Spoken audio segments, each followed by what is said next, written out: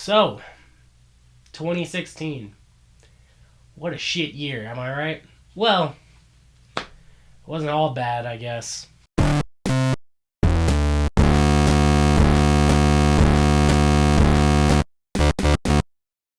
Hey guys, Kyle here. Thanks for tuning in. Today we're going to be talking about the top 10 movies of 2016. This is actually going to be a 3-part series. So, we're going to do top 10 of 2016, then we're going to move on to the top 5 worst movies of 2016, then we're going to do TV shows. Let's kick it off with the top 10 films that I enjoyed this year. Now, they're going to range wildly. I'm just going to go ahead and say that. Some of them are probably going to be considered garbage by other people. Some of them are probably going to be considered masterpieces by other people. But, you know, I wasn't looking at it from necessarily a full-blown artistic standpoint. Mainly, just looking at the stuff that I enjoyed this year. So there's some commercial stuff. There's also some stuff that wasn't super mainstream. And this list is in no particular order, but I'm just going to count it down anyway. Number 10. The Lobster. The Lobster was a super interesting movie starring Colin Farrell. And basically what it is about is there's this island where a bunch of people that are singles go and they look for mates. And if they fail, they get turned into animals. Now, this premise was super cool, super weird, and just something that I hadn't seen before. So that's why it makes a list. I thought it was really beautifully shot and just a lot of fun stuff going on. Just this crazy art house flick that was very interesting. The back half of the movie, it kind of stalls out with the premise. But overall, it's still a good flick. Number 9. The Witch. The Witch came out right at the beginning of the year. Very, very beautiful but dark horror film. I almost wouldn't even classify it strictly as a horror film. I mean, it is a hardcore period piece. It's about a small family that basically gets kicked out of their village and moves to the middle of nowhere. And that's all I can say about it for right now. If you haven't seen The Witch, you need to go check it out. It is very slow paced, and a lot of people probably aren't going to like it. But I thought it was great, and there's a lot of tension in it, and it is one of the most unsettling movies of the year just because of the sound design, the soundtrack, and the visuals. Everything comes together, and it just creates this stunning piece of art in the end. Number 8, we've got 10 Cloverfield Lane. This movie fucking came out of nowhere, and I would say that it blindsided a lot of people. Man, it was just so impressive. The director, Dan Trachtenberg, this was his first film, and even though it's called 10 Cloverfield Lane, hardly has anything to do with Cloverfield. That being said, it's a really cool, intense thriller, great performance by John Goodman, really fun premise, basically 3 people stuck in this bunker, concerned about whether or not they can go outside because of an alien invasion. And I love that it wasn't the found footage style of the original Cloverfield. That shaky cam was just a bit too much in that one. Just love Trachtenberg's style. You know, he was able to balance the thriller and horror elements with some levity as well. And you're constantly just not sure of what is going on pretty much up until the end. Fantastic flick. Definitely need to check that out if you haven't already. Number 7. We've got Deadpool. Also another one that came out at the beginning of the year. But I mean, come on, man. I'd say this movie stuck with a lot of people. And I think everybody that is a comic book fan or likes comic book movies is just holding their breath waiting for more info on the sequel, and it's barely even been a full year. Deadpool was just awesome, hit all the notes of that character correctly. Ryan Reynolds did a really fantastic job, and the thing was made on such a low budget. It was crazy. Probably the best X-Men movie out there, especially for a franchise that's kind of been middling lately. Solid entry. Loved that movie. Number 6. We have Don't Breathe. You can actually watch the review right here. I'm gonna put a link there. Definitely my favorite horror movie of this year. More so than The Witch. Don't Breathe was really cool because the premise was something that I feel had never been done before. Oh god, I'm so sick. Holy shit. Yeah, I mean, I've just watched the review. I'll tell you all about it there. Yeah, my nose is just leaking like a fucking faucet over here. Can't wait to see what Fede Alvarez comes up with next. Number 5, we've got Swiss Army Man. This movie, what the fuck, man? I heard about it earlier in the year, and I was just like, that just sounds so obnoxious. It premiered at the Cannes Film Festival, and people were just talking about, I just read tons of articles about, oh, there's this farting corpse movie starring Daniel Radcliffe. A farting corpse movie starring Daniel Radcliffe and Paul Dano.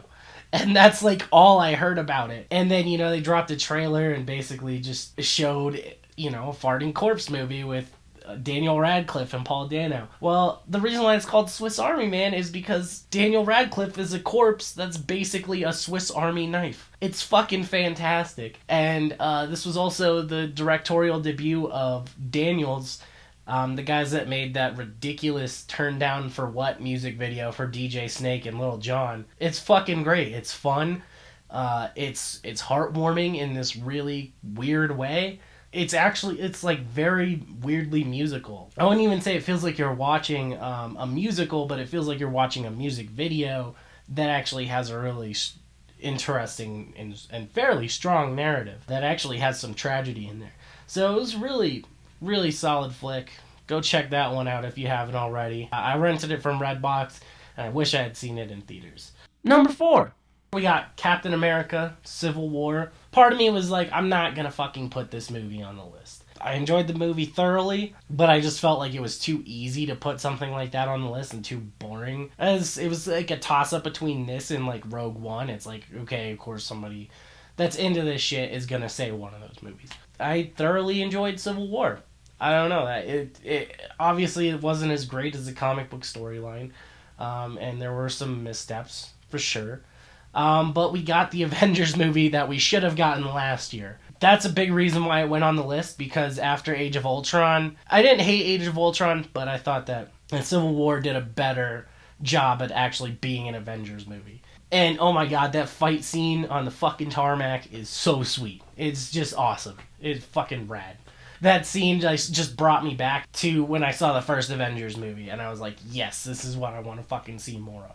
I hope that the Russo brothers are able to keep it together and make a really solid Infinity War and whatever the second Avengers movie is going to be called, because they're changing the name. Also, I want to say, Mark Miller, you're a great writer, but fuck you for saying that Civil War was super dark. It wasn't that bad. On the darkness scale, that's super low. Like, you wrote fucking Kick-Ass and Big Daddy gets burned alive. How, like, fuck.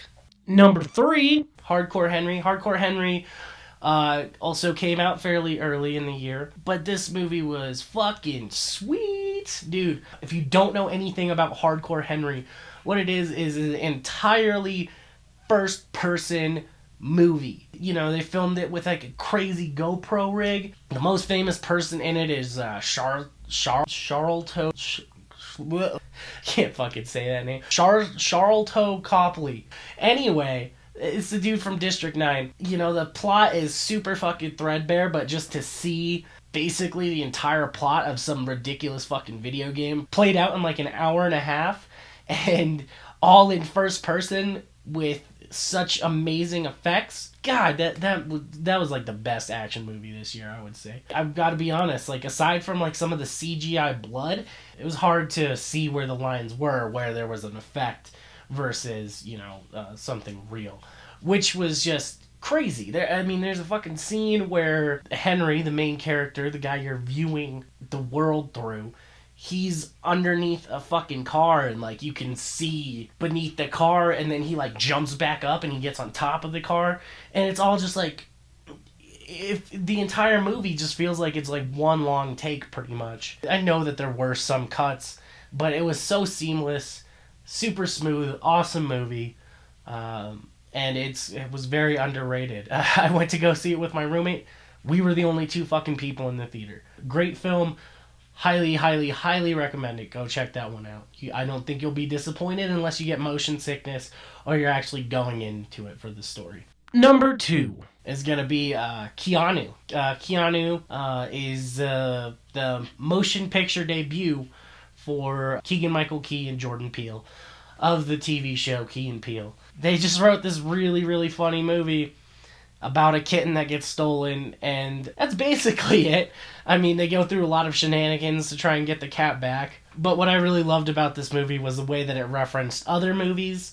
It was the Key and Peele humor that we're used to, but it was also in a cohesive narrative where all the bits worked. Whereas, you know, it could have very easily just been like, here's a gag, here's another gag, here's one other fucking gag, and it's just all over the fucking place. This movie, they didn't do that.